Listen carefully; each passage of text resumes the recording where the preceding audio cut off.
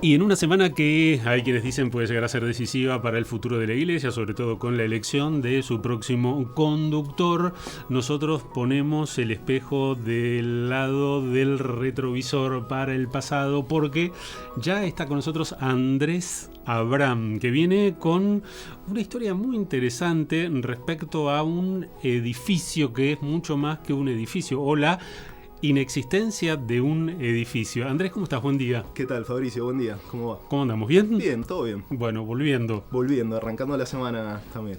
sí, bueno, semana que puede ser decisiva. Que puede ser decisiva para la iglesia. Humo blanco. Humo fumata. O humus papam o no, o humo negro. Vamos a ver. Sí, bueno, el miércoles está la primera votación y después puede haber hasta 4 por día. En teoría ya esto está, dicen algunos, cocinado. Arreglado. Sí. Rosqueado, o no. Bueno, pero hablamos de un edificio que es algo más que un edificio. Claro, bueno, o menos que un edificio. Menos que un edificio, en realidad sería tratar de contar la historia de un no edificio, ¿no? Y es pensar por qué Mendoza, ciudad, no tiene una catedral. ¿Sí? Sí. Algo que uno cuando viaja a otras provincias, a otras ciudades, pensemos Córdoba, Salta, la misma Buenos Aires, bueno, uno ve la plaza, si toma el diseño español, el llamado diseño endamero, que son estas cuadrículas sobre las cuales se diseñaban la mayoría de las ciudades españolas coloniales, uno ve la plaza mayor o la plaza principal y comúnmente la catedral. Plaza de Armas. La plaza de Armas y la catedral como uno de los edificios salientes. Ahora, yo tenía entendido que si había catedral en Mendoza. Bueno, tenemos como edificio, podemos decir, subsidiario, la iglesia de Loreto, ¿sí? Que es una parroquia en realidad, y que se le va a asignar el rol de catedral, pero no fue concebido originalmente con ese rol. Que es Moreno y Lavalle. Moreno y Lavalle, sí. Una iglesia que va a ser construida, va a tener una historia relacionada con el terremoto, pero en 1893 ya está el edificio terminado como actualmente lo conocemos. ¿1893? 93. ¿El edificio que actualmente está en Moreno y Lavalle? Sí. Y no se construye como catedral. No se construye como catedral, sino como parroquia. Pero bueno, para remontarnos tenemos que ir a la misma fundación de Mendoza, por Pedro del Castillo, ¿sí? Que en su traza fundacional, en su diseño fundacional, va a fijar junto a la Plaza Mayor un cuadrante destinado a lo que era la iglesia matriz, ¿sí? Sería la llamada iglesia principal. Lo único que dicen las actas indica, digamos, la advocación que es a San Pedro, ¿sí? No sabemos si es una cuestión referencial de don Pedro del Castillo. Mendoza se va a trasladar, algunos hablan de una segunda fundación, en realidad se dice que es un traslado el que hace después del terremoto. Juan Jufré, inmediatamente después de Pedro del Castillo, 1561 y 1562, porque hay un cambio político en el medio, en el Perú. Entonces, bueno, el nuevo que viene con los nuevos aires políticos es Juan Jufré. Y para evitar problemas jurídicos, en realidad él dispone un traslado de la ciudad, que en realidad es una ciudad que nunca se materializó. Estamos hablando de papeles, por el momento nada más, y de una fundación que tiene que quedar asentada en actas para que sea válida a nivel del derecho español. ¿Y que se preveía un poco más al sur? 2 tiros de arcabuz, decían las fuentes, que eran 2 cuadras, ¿sí? O sea que 2 tiros de arcabuz. Hay todo un debate ahí entre los historiadores locales sobre, bueno, si eso es real o no, si la plaza fundacional es finalmente la ubicación. Lo cierto, entre otras cosas, como decía, es que nunca se va a materializar eso, sino que muchos años después se va a ir construyendo la ciudad y muy de a poco. Por la necesidad de avanzar hacia el sur. Claro, en un primer momento pensemos que no hay una materialización muy importante. Mayormente Mendoza es fundada porque en Chile necesitaban encomiendas, necesitaban indios para trabajar, porque los araucanos eran muy belicosos, entonces no tenían mano de obra, podríamos decir. Ese va a ser el motus fundacional, y bueno, y de hecho hay una irregularidad a nivel legal, que muchos de los encomenderos, en vez de asentarse en el lugar, como indicaba la legislación, se llevan los indios a Chile. ¿Sí? De hecho, los jesuitas son los que más van a denunciar esta práctica, escribiéndole cartas al rey y denunciando efectivamente que había encomenderos que no se asentaban en el lugar y que se llevaban a los indios sin abrigo, sin ropa, sin comida, para trabajar a Chile. Muchos huarpes se morían de frío en la cordillera, los arreaban, podríamos decir, como ganado, ¿sí? Pero bueno, volviendo a la cuestión de la iglesia, lo que vamos a tener en las primeras épocas son cuatro edificios hasta 1861, hasta el terremoto. En la esquina de lo que fue en algún momento el hogar San Vicente de Paul. Sí. Estamos hablando ahí de Alberdi. Que sigue siendo un edificio todavía abandonado. Va a ser un centro comercial. Va a ser un centro comercial y ahora se están realizando unas excavaciones arqueológicas que ha autorizado la municipalidad. Está a cargo el mismo equipo del MAF para, bueno, ver que ahí originalmente estuvo la iglesia matriz, entonces ver si encuentran algún tipo de registro, de vestigio. Bueno, ¿cuál era el problema que tenía ese edificio? Básicamente la fuente es de viajantes, hay muchas litografías también que lo describen como un edificio modesto, de 2 plantas, pero chico.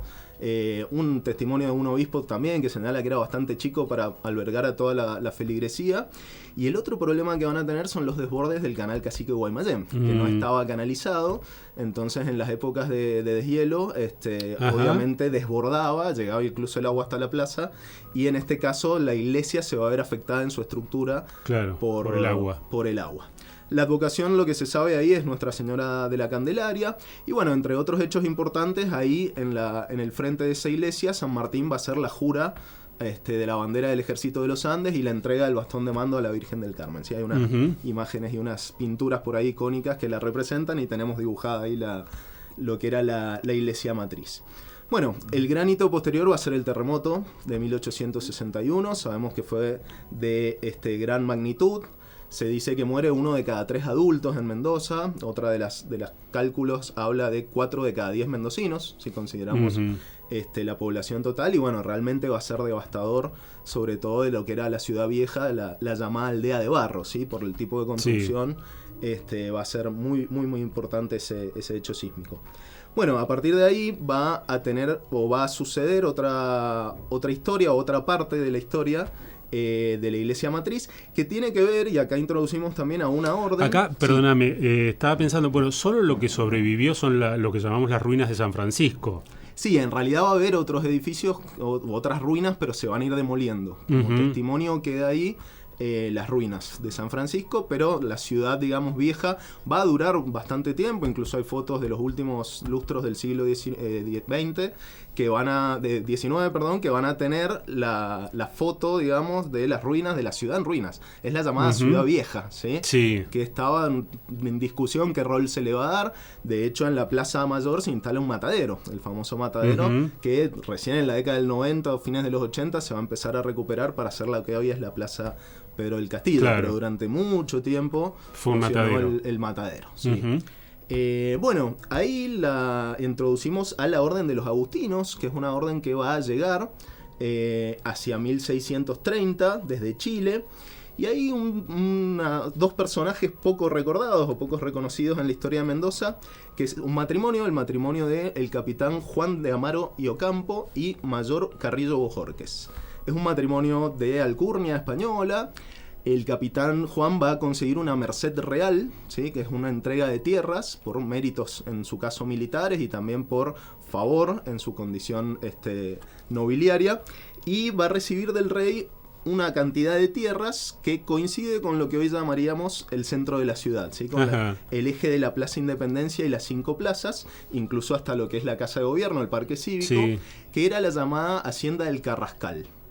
Esa Hacienda del Carrascal va a ser una unidad productiva muy importante. Ellos tenían esclavos africanos trabajando ahí, tenían viñedos y producían vino y aguardiente que se vendía en Buenos Aires. Bueno, esa Hacienda del Carrascal va a ser legada en testamento a los agustinos. El matrimonio no tiene hijos y doña Mayor, la mujer, era muy devota de Santa Mónica y de San Nicolás de Tolentino, que es el primer santo de los agustinos de esa orden. De hecho, ella los invita a venir a Mendoza y les asigna un terreno para construir un convento y una iglesia con la advocación de San Nicolás de Tolentino. Sí. Bueno, ellos lo van a aceptar, lo van a tomar, se instalan los agustinos en Mendoza y van a construir una pequeña capilla en donde hoy está el Normal, la escuela normal, dedicada a San Nicolás de Tolentino, y su convento en lo que hoy es la escuela Las Heras, ahí Alberdi y Montecaseros. Sí. Bueno, los agustinos van a instaurar esta unidad productiva. Es muy interesante porque ellos reciben los esclavos junto con el testamento, con el legado testamentario, y los empiezan como a liberar. Se van a llamar los libres del Carrascal, porque además de darles algunos días libres, 2 días libres, algo que para los esclavos era insólito. Un montón insólito, les van a ir permitiendo con su propio trabajo comprar su libertad. Y llamativamente ellos deciden no irse, sino que se quedan trabajando como trabajadores libres en la propia hacienda. En el mismo lugar. En el mismo lugar de la mano de los agustinos. La mayor especialización la van a tener con la alfarería, que era la creación de las grandes vasijas de barro donde se trasladaba el vino. Recordemos que en ese momento el vino se trasladaba en los carretones, en las carretas, pero en vasijas vínicas que eran de barro cocido. Esa va a ser la especialización de los esclavos. Bueno, esta cuestión después tiene que ver con que en la misma trayectoria de la orden, en un momento se van a quedar sin frailes, queda uno solo, y ahí la cuestión era qué hacer con esos bienes, porque eran muchos bienes, era una unidad productiva que se va a ir descuidando. Entonces el gobierno provincial toma la administración de los bienes, estamos hablando ya 1820, después de la independencia. En algún momento se va a hablar de la posibilidad de asignársela a los jesuitas, si los jesuitas volvían. Recordemos que habían sido expulsados en 1767, pero ya para 1820-30 se hablaba de la posibilidad de una vuelta. El que va a rechazar eso de plano es Rosas. Rosas no quería que volvieran los jesuitas. Entonces, bueno, esta gestión que hace el gobernador de Mendoza en ese momento, que es Pedro Molina, para que vuelvan los jesuitas y se instalen en los terrenos de los agustinos, falla y Rosas da la negativa. Era el encargado de las relaciones exteriores y el que peleaba con todo el tema de la iglesia. Entonces, bueno, ese proyecto se cae. Ahí, en ese marco, va a haber otras administraciones del Estado provincial. Y después del terremoto de 1861, ya cuando empieza la tarea de reconstrucción, el 12 de marzo de 1863, estamos ya en el gobierno de Carlos González, que es uno de los gobernadores jóvenes que toma la posta después de que la élite dirigente se la aspira, digamos, en el post-terremoto. Va a disponer la expropiación por ley oficial de la estancia del Carrascal, que había pasado a llamarse San Nicolás en realidad porque es el nombre que le dan los agustinos y porque habilitan además con la misma donación de los Amaro lo que es la calle San Martín. El origen de la calle San Martín va a estar ahí y se llamaba calle San Nicolás. El núcleo original de la calle San Martín era la calle San Nicolás. Bueno, entonces González expropia y decide la construcción de la nueva traza que se le va a encargar a Julio Bayofet en ese lugar. ¿Sí? Había otras alternativas, se hablaba de que podía ser en Palmira, se hablaba de que podía ser en Las Tortugas, lo que hoy es Godoy Cruz. ¿En Palmira? En Palmira se habló como una de las opciones. Sí, la posibilidad de instalar esa traza fundacional, esa ciudad nueva que se le había encargado de diseñar a Bayofet, instalarla en Palmira. ¿Y por qué en Palmira? Por la localización, por la cercanía con el Camino Real y por el temor a los terremotos. ¿Sí? Va a haber una suerte de psicosis con la posibilidad de que haya un nuevo terremoto. No están todavía tan avanzados los estudios científicos respecto de las fallas, de la ubicación de las fallas geológicas, pero bueno, se está buscando un lugar que sea justamente abierto y que evite el problema de la aglomeración y el problema de las construcciones. Sí, porque en realidad no se mudó demasiado lejos de pensando en la posibilidad efectiva de otro terremoto. De otro terremoto, claro. Y ahí el desafío también es qué hacer con la ciudad vieja, ¿sí? Porque va a quedar esta ciudad en ruinas. Bueno, lo cierto es que el núcleo fundacional entonces de la nueva traza se va a instalar en la hacienda del Carrascal. Y ahí el tema era, bueno, ¿qué se hace? Porque esta expropiación tenía que pagarse un dinero, el Estado provincial no tiene dinero en ese momento, entonces se le promete a la iglesia que lo recaudado de las ventas de los lotes de esa nueva traza va a ir a parar como fondo para la construcción de la iglesia matriz. ¿Sí? ¿Por qué hablamos todavía de iglesia matriz? Porque Mendoza no tenía obispado propio. Nosotros desde 1832 dependemos del obispado de San Juan. Se crea el obispado de Cuyo con sede en San Juan, o sea que el obispo estaba ahí. Lo que había acá en Mendoza era un obispo auxiliar o vicario que vivía en la iglesia matriz y cumplía sus funciones. O sea, sin obispo no podía haber catedral. Claro, sin obispo no puede haber catedral. Hay un obispo auxiliar que tiene su iglesia matriz, su iglesia principal, desde donde se da el servicio apostólico. Que se iba a construir entonces con los fondos recaudados de la expropiación. Se iba a construir con los fondos de la expropiación. Y bueno, ahí está la discusión. Por un lado tenemos ver cómo se organiza esa construcción y por otro lado qué se hace con la iglesia matriz, porque nos quedamos sin iglesia matriz, tiene que haber alguna. Bueno, circunstancialmente se va a designar iglesia matriz a San Nicolás. A Loreto primero, a Loreto, que había sido reconstruida rápidamente y muy digamos provisoriamente después del terremoto como parroquia, pero esta iglesia se incendia en 1874. Entonces ahí el carácter de matriz pasa a San Nicolás, que era también una capilla que se había tenido que reconstruir post terremoto. ¿Y San Nicolás dónde está? En lo que hoy es el Normal. Esa seguida donde hoy es el Normal. Bueno, pero después eso también va a pasar en 1917. Pero esa era justamente era una tierra a ser expropiada. A ser expropiada, pero se decide reconstruir ahí en el mismo lugar lo que era la capilla, que era prácticamente lo único que estaba, el resto era finca y los viñedos, ¿sí? Lo que era la parte patronal y de producción estaba en lo que hoy es la Casa de Gobierno, la Quinta Agronómica. Bueno, después va a pasar la calidad de iglesia matriz, va a tener que volver a Loreto porque en 1917 hay un nuevo terremoto que destruye San Nicolás, ¿sí? No es tan grave, pero se ve que la construcción con la que habían realizado no era tan buena. 1917. Entonces ya ahí vamos a tener, cuando se instale la diócesis de Mendoza y Neuquén con el Monseñor Verdaguer, que es el primer obispo en 1934, Verdaguer designa catedral a Loreto, ¿sí? Era una parroquia hasta ese momento, hasta tanto se viera qué sucedía con la iglesia. Y los fondos matriz. Ya estaban. Bueno, expropiación. el tema con los fondos es el siguiente: parte de los fondos que hay se van a destinar a construir Loreto después de ese incendio, ¿sí? Y ahí después del terremoto. Entonces, el primer dinero se destina ahí. Y la otra discusión es qué pasa con el terreno de la iglesia matriz, porque se les había asignado una cuadra en lo que hoy es el Colegio Nacional. Sí. Y ahí tenemos el contexto que ver. Estamos a la vuelta de donde estaba San Nicolás. A la vuelta de donde estaba San Nicolás. Claro, ahí cruzado, digamos, mirando por la plaza. Sí, a la vuelta decimos hoy porque está la traza. Está la traza, claro, exacto. Bueno, ahí el tema va a ser que ya estamos en la época de los gobiernos liberales, que son mayormente laicistas y que pujan, digamos, por quitarle a la iglesia ciertas atribuciones.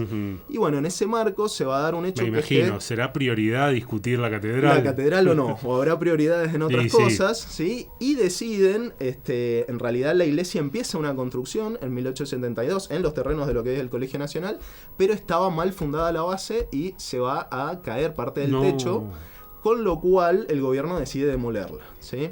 Y después, sin previo aviso al vicario de ese momento, que es el padre José Reta, que era el obispo auxiliar, él después va a denunciar al superior en San Juan que el gobierno le ha expropiado, le ha enajenado el terreno sin previo aviso. ¿Sí? Entonces ahí podemos pensar ¿Alguien en los liberales, podría en los haber masones pensado quizás, porque el gobierno de Mendoza eran liberales y eran laicistas. En ese momento va a estar Tiburcio Venegas. Claro, pero podrían haber pensado que habían demasiadas señales como que no debía haber catedral. No había que tener catedral porque los edificios se incendiaban, se volvían a caer, estaban mal construidos. Caía el techo. ¿Sí? Todo el tema de la construcción, de las técnicas modernas de construcción, va a ser un aprendizaje también, ¿sí? Se va a ir regulando también con el tiempo. El sistema antisísmico que tenemos hoy, bueno, es fruto de un largo proceso de aprendizaje. Echando a perder iglesias se aprende. Y se aprende, claro. Y techos, sobre todo, se ve que el tema de los techos era fundamental. Y una época de bajos recursos también. Ahí agrego que vamos a estar después en la Guerra del Paraguay, contexto de la Guerra del Paraguay, y fondos que iban destinados a Mendoza, que se habían recolectado en Uruguay, en Buenos Aires, en Santa Fe, van a tener otro destino. Si el gobierno nacional, en vez de enviarlos para la reconstrucción de Mendoza y de los damnificados, los va a derivar a la Guerra del Paraguay. O sea, que ahí tenemos ese conflicto internacional absorbiendo todos los fondos. Se va a hablar de una suerte de bono para algún día darle a Mendoza esos fondos que... Pero bueno, tema dinerario, sabemos que cuando hay otras prioridades, eso cambia. Bueno, finalmente no se construye la iglesia matriz en ese lugar, se va a expropiar después ese terreno, se le va a dar como destino el Colegio Nacional. Ahí empieza la construcción de esta institución de carácter nacional, muy importante además para la educación de Mendoza, y va a quedar ahí en esa suerte de nebulosa la situación de la iglesia matriz, ya desde 1934, que tenía que ser catedral. Claro. ¿Sí? Bueno, las últimas novedades tienen que ver con la asignación. Ya en los gobiernos lencinistas, la legislatura aprueba una ley para entregarle un predio de lo que hoy sería Sarmiento y Avenida España. Esa manzana, esa media manzana... ¿Sarmiento? Sarmiento y la peatonal y Avenida España. Sí. Donde hoy está San Nicolás, un poquito más hacia toda esa media manzana. Bueno, el gobierno incluso aprueba la cesión de fondos. La bolsa de valores. La bolsa de valores enfrente, claro. Había un banco, si no me equivoco, y al lado está San Nicolás y bueno, café, ahora otras tiendas. Ahí frente, digamos, a la bolsa de Mendoza, sí. Bueno, eso tampoco se va a concretar. Por un lado hay también una puja con el gobierno provincial por la entrega de esos fondos. Lo interesante es ver que ahí ya se habla de esta deuda que tenía el gobierno provincial con la iglesia, porque nunca se le había entregado lo que correspondía monetariamente a lo recaudado por la expropiación de los agustinos. Bueno, la iglesia momentáneamente va a decidir no construir ahí la catedral, sino rehacer San Nicolás, esta que se había incendiado, que había sufrido una demolición por el terremoto en 1917, iba a ser un edificio que va a durar hasta la década del 70 más o menos, hasta que es demolido y vuelve y se construye el templo que está actualmente, ahí en la peatonal. Entonces, ese terreno se va a destinar a San Nicolás y queda pendiente la cuestión de la iglesia matriz. Hasta que, bueno, finalmente en la década del 90, en 1998, la ciudad de Mendoza le va a ceder al arzobispado una franja de terreno en lo que hoy es calle Massa y 9 de Julio, la parte complementaria del Parque Central, después del diseño del Parque Central, y se preveía la construcción ahí de una nueva catedral moderna, dedicada a Cristo Redentor. Hubo proyectos arquitectónicos, hubo concursos, hubo un proyecto que finalmente fue el que más avanzó en 2010, pero bueno, por distintas cuestiones monetarias y institucionales de la propia iglesia, eso ha quedado en la nada.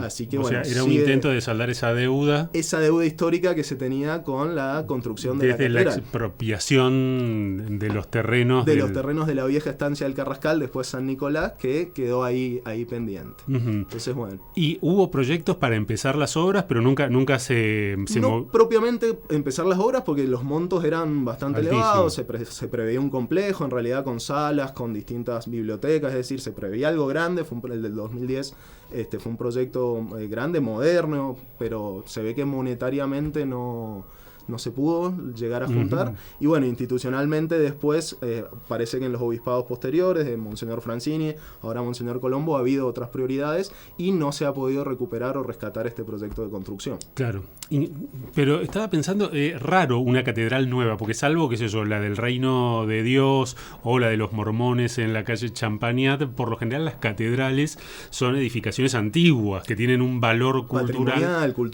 Claro, sí. Bueno, la idea era dar un lugar a la feligresía y a todas las actividades, obviamente, que tiene el obispado como entidad rectora de toda la religión, la iglesia en Mendoza, ¿sí? Que no, el hecho de que no haya un templo, ahí se vio en el caso de las exequias a Francisco, que se hizo la misa en Loreto y bueno, quedaba un poco chico el lugar.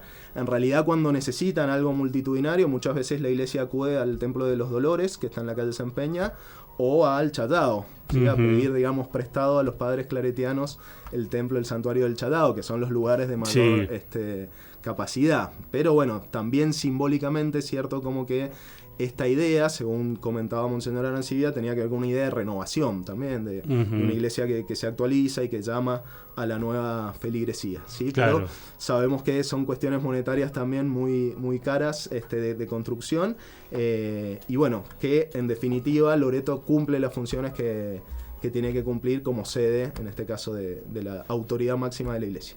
O sea que parte de la zona donde ahora en la ciudad de la capital se va a construir un nuevo complejo de departamentos, hay una parte que hay es franjas del de arzobispado. Terreno en teoría cedidas al arzobispado para la construcción de esa catedral. No se sabe qué es lo que va a pasar. Obviamente la iglesia puede volver atrás o puede renunciar a esa sesión oficial si la decisión final es no construirla. Claro, estamos hablando de un terreno muy cerquita de lo que es la nave cultural. Enfrente, claro, a la nave cultural entre 9 de Julio, Massa y España. Sí. Bueno, estaba pensando en varias oportunidades de haber dicho aleluya, ya tenemos el terreno, ya tenemos pero nunca se pudo concretar esa obra. Bueno, nos quedamos con aleluya en una, la canción compuesta por Leonard Cohen, que después tuvo múltiples versiones a propósito de esta historia que hasta aquí no tiene final. La no historia de la Catedral de Mendoza. Andrés Abraham le pone la firma. Andrés, muchas gracias. A vos, Fabricio, saludos.